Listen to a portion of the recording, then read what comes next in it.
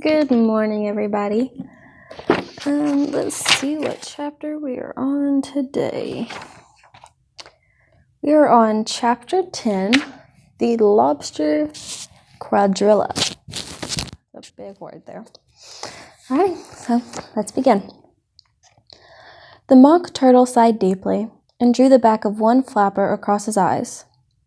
He looked at Alice and tried to speak, but for a minute or two, sobs choked his voice. Same as if he had put a bone in his throat, said the Gryphon, and it set to work shaking him and punching him in the back. At last the mock turtle recovered his voice, and, with tears running down his cheeks, he went on again. You may not have lived much under the sea. I haven't, said Alice. And perhaps you were never introduced to a lobster. Again Alice began to say, I once tasted, but checked herself hastily and said, No, never. So you can have no idea what a delightful thing a lobster quadrille is. No, indeed, said Alice. What sort of dance is it? Why, said the Gryphon, you first form into a line along the seashore. 2 lines, cried the mock turtle. Seals, turtles, salmons, and so on. And then when you've cleared all the jellyfish out of the way, that generally takes some time, interrupted the Gryphon, you advance twice, each with a lobster as a partner, cried the Gryphon. Of course, the mock turtle said, advance twice, set to partners, change lobsters, and retire in the same order, continued the Gryphon. Then you know, the mock turtle went on. You throw the lobsters, shouted the Gryphon with a bound into the air. As far out to sea as you can. Swim after them, screamed the Gryphon. Turn a somersault in the sea, cried the mock turtle, caperling wildly about. Change lobsters again, yelled the Gryphon at the top of his voice. Back to land again, and that's all the first figure, said the mock turtle, suddenly dropping his voice, and the 2 creatures who had been jumping about like mad things all this time sat down again very sadly and quietly, and looked at Alice. It must be a very pretty dance, said Alice timidly. Would you like to see a little of it, said the mock turtle. Very much indeed, said Alice. Come, let's try the first figure, said the mock turtle to the Gryphon. We can do without lobsters, you know. Who shall sing? Oh, you sing, said the Gryphon. I've forgotten the words.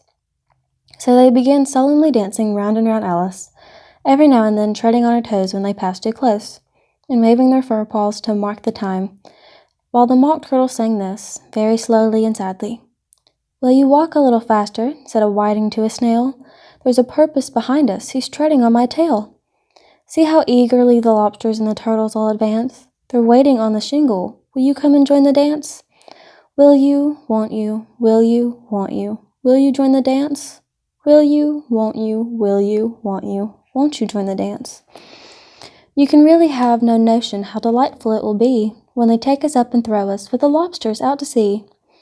But the snail replied, too far, and gave a look askance, said he thanked the whiting kindly, but he would not join the dance. Would not, could not, would not, could not join the dance. Would not, could not, would not, could not join the dance. What matters it how far we go, his scaly friend replied. There is another shore, you know, upon the other side. The farther off from England, the nearer is to France. Then turn not pale, beloved smell, but come and join the dance. Will you, won't you, will you, won't you join the dance? Will you, won't you, will you, won't you join the dance? Thank you. It's very interesting to watch, said Alice, feeling very glad that it was over at last. And I do like that curious song about the whiting. Oh, as to the whiting, said the mock turtle, you've seen them, of course. Yes, said Alice. I've often seen them at Den. She checked herself hastily. I don't know where Den may be, said the mock turtle.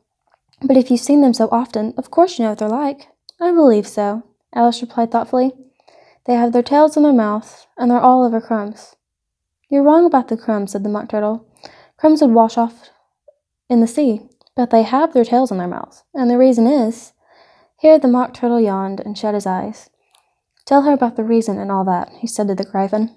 The reason is, said the Gryphon, that they would go with the lobsters to their dance. So they got thrown out to sea, so they had a long fall, so they got their tails fast in their mouth. See, they couldn't get them out again, that's all. Thank you, said Alice. It's very interesting. I never knew so much about a whiting before. I can tell you more than that, if you like, said the Gryphon. Do you know why it's called whiting? I never thought about that, said Alice. Why? It does the boots and shoes, the Gryphon replied very solemnly. Alice was thoroughly puzzled. Does the boot and shoes, she repeated in a wondering tone. Why, what are your shoes done with, said the Gryphon. I mean, what makes them so shiny? Alice looked down at them and considered a little before she gave her answer. They're done with blacking, I believe. Boots and shoes under the sea, the Gryphon went on in a deep voice, are done with a whiting. Now you know. And what are they made of? Alice asked in a tone of great curiosity. Soles and eels, of course, the Gryphon replied rather impatiently. Any shrimp could have told you that. If I'd been the whiting, said Alice, whose thoughts were still running on the song, I'd have said to the porpoise, Keep back, please. We don't want you with us. They were obliged to have him with them, the Mock Turtle said. No wise fish would go anywhere without a porpoise. Wouldn't it really? Said Alice in a tone of great surprise. Of course not, said the Mock Turtle. Why, if a fish came to me and told me he was going on a journey, I should say, with what purpose? Do you mean purpose? Said Alice. I mean what I say, the Mock Turtle replied in an offended tone. And the Gryphon added, Come, let's hear some of your adventures. I could tell you my adventures. Beginning from this morning, said Alice a little timidly. But it's no use going back to yesterday, because I was a different person then. Explain all that, said the Mock Turtle. No, the adventures first, said the Gryphon in an impatient tone. Explanations take such a dreadful time. So Alice began telling them her adventures from the time when she first saw the White Rabbit. She was a little nervous about it at first. The two creatures got so close to her, one on each side, and opened their eyes and mouths so very wide, but she gained courage as she went on. Her listeners were perfectly quiet till she got to the part about her repeating, You are old, Father William, to the caterpillar, and the words coming all different. And then the Mock Turtle drew a long breath and said, That's very curious. It's all about as curious as it can be, said the Gryphon. It all came different, the Mock Turtle repeated thoughtfully. I should like to hear her try and repeat something now. Tell her to begin. He looked at the Gryphon as if though he had thought the same kind of authority over Alice.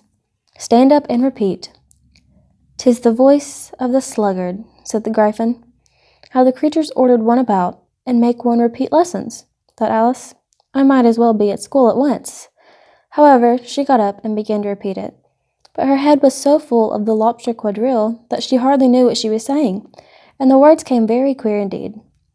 'Tis the voice of the lobster, I heard him declare, You have baked me too brown, I must sugar my hair. As a duck with his eyelids, so he with his nose trims his belt and his buttons, and turns out his toes. When the sands are all dry, he is gay as a lark, and will talk in a contemptuous tones of the shark. But when the tide rises and the sharks are around, his voice has a timid and tremulous sound. That's different from what I used to say when I was a child, said the Gryphon. Well, I've never heard it before, said the Mock Turtle, but it sounds uncommon nonsense. Alice said nothing. She sat down with her friends with her face in her hands, wondering if anything would ever happen in a natural way again. I should like to have it explained, said the Mock Turtle. She can't explain it, said the Gryphon hastily. Go on with the next verse. But what about his toes? The Mock Turtle persisted. How could he turn them out with his nose, you know? The first position in dancing, said Alice, but was dreadfully puzzled by the whole thing, and longed to change the subject. Go on with the next verse, the Gryphon repeated impatiently. It begins, I passed by his garden. Alice did not dare disobey, though she felt sure it would come all wrong, and she went on in a trembling voice. I passed by his garden, and marked with one eye how the owl and the panther were sharing a pie. The panther took pie crust and gravy and meat, while the owl had the dish of its share of the treat. When the pie was all finished, the owl, as a boon, was kindly permitted to pocket the spoon, while the panther received a knife and a fork with a growl, and concluded the banquet by— What is the use of repeating all that stuff? The Mock Turtle interrupted, if you don't explain it as you go. It's by far the most confusing thing I've ever heard. Yes, I think you'd better leave off, said the Gryphon, and Alice was only too glad to do so. Shall we try another figure of the lobster quadrille? The Gryphon went on. Or would you like the Mock Turtle to sing you a song? A song, please, if the Mock Turtle would be so kind, Alice repeated, so eagerly that the Gryphon said in a rather offended tone, No accounting for tastes. Sing her Turtle Soup, will you, old feller? The Mock Turtle sighed deeply and began in a voice sometimes choked with sobs to sing this. Beautiful soup, so rich and green, waiting in a hot tureen. Who for such dainties would not stoop? Soup of the evening, beautiful soup. Soup of the evening, beautiful soup. Beautiful soup, beautiful soup. Soup of the evening, beautiful, beautiful soup. Beautiful soup, who cares for the fish, game, or any other dish? Who would not give all else for 2 pennyworth only of beautiful soup? Pennyworth only of beautiful soup. Beautiful soup, beautiful soup. Soup of the evening, beautiful, beautiful soup. Chorus again, cried the Gryphon, and the Mock Turtle had just begun to repeat it when a cry of, "The trial's beginning!" was heard in the distance. "Come on!" cried the Gryphon, and taking Alice by the hand, it hurried off without waiting for the end of the song.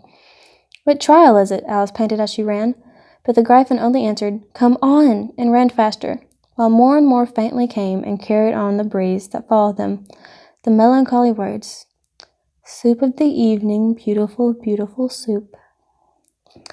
And that, my friends, is the end of chapter 10. So join me next week, and I will be reading chapter 11. I hope you all have a nice weekend and a nice week, and I will see you next week.